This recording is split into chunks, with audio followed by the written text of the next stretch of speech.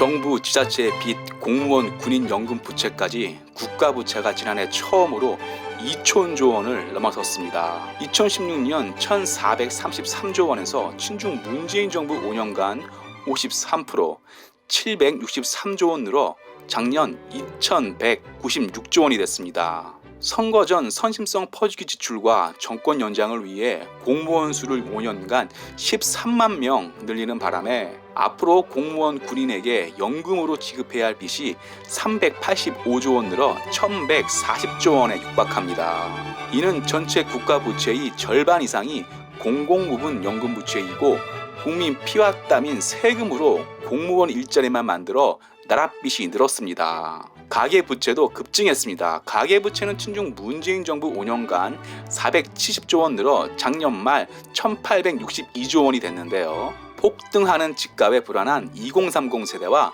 무주택자들이 영혼까지 끌어모아 대출을 받아 주택을 구매했고, 집값 대출을 받기 어려운 사람들은 소액 대출이라도 받아 주식이나 가상화폐에 불나방처럼 뛰어들었기 때문입니다. 코로나 직격탄을 맞은 자영업자들도 먹고 살기 위해 어쩔 수 없이 빚을 내 가계부채가 늘었습니다. 기업부채도 크게 늘었습니다. 국가경제 근간인 기업부채는 2021년 말 기준으로 2,361조 원으로 늘었습니다. 한마디로 가계기업 정부 3대 경제주체가 당장 짊어진 총부채만 지난해 처음으로 5천조 원을 넘어선 것입니다. 이는 국민 1인당 1억 원 정도를 갚아야 하는 꼴이고, 부동산 정책 실패와 반기업 의식, 그리고 방만한 재정이 한국을 빚더미에 올려놓았습니다. 일반 국민들은 먹고 살기 바쁘기에 국가 재정이나 기업 부채에 대하여 잘 모르는데요.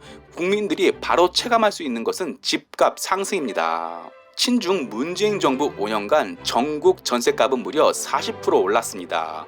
문재인 정부와 친중 민주당이 집값을 잡겠다며 밀어붙인 임대차 3법이 2020년 8월부터 시행되면서 그 이후에만 전셋값은 무려 27% 올랐습니다.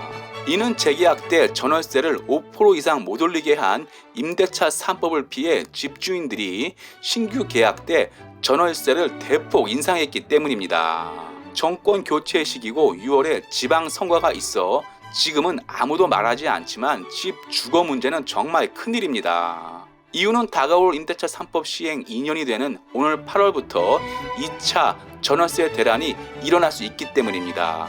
즉 계약갱신 청구권을 행사한 기존 세입자들이 2년 유예 기간이 끝난 후 집주인들이 집을 팔아버리면 기존 세입자는 새로운 집주인과 계약을 해야 하는데요. 새로운 집주인은 보나마나 전월세를 대폭 올려받으려 할 것이기에 기존 세입자는 또 치솟는 전월세를 고스란히 떠나야 합니다. 치솟는 전월세를 조금이라도 억제하려면 친중민주당이 만든 임대차 3법을 당장 폐기해야 하지만 친중민주당이 180석이기에 불가능합니다.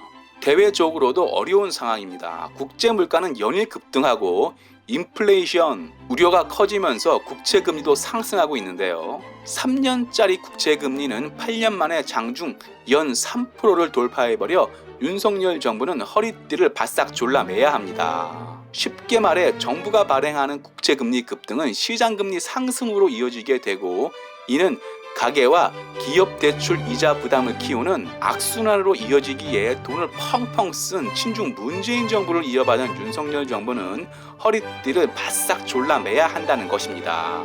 윤석열 당선인 공약인 소상공인 자영업자 손실 보상을 위한 50조 원을 마련하려면 국채 발행이 불가피한데요. 이는 금리 상승을 더욱 부추길 것이기에 윤석열 당선인 공약인 소상공인 자영업자 손실 보상은 손실액을 대폭 줄이던가 아니면 천천히 하든가 어쩌면 못할 수도 있습니다. 한마디로 윤석열 정부는 돈을 펑펑 쓴 친중 문재인 정부 빚더미 경제를 물려받아 임기 내내 빚을 갚아야 하는 상황이 된 것입니다. 국민들이 이런 국가 상황을 알고 있어야 하는데 후진국 국민처럼 세금으로 당장 주머니에 돈 꽂아주는 사람만 좋아해 큰 문제입니다.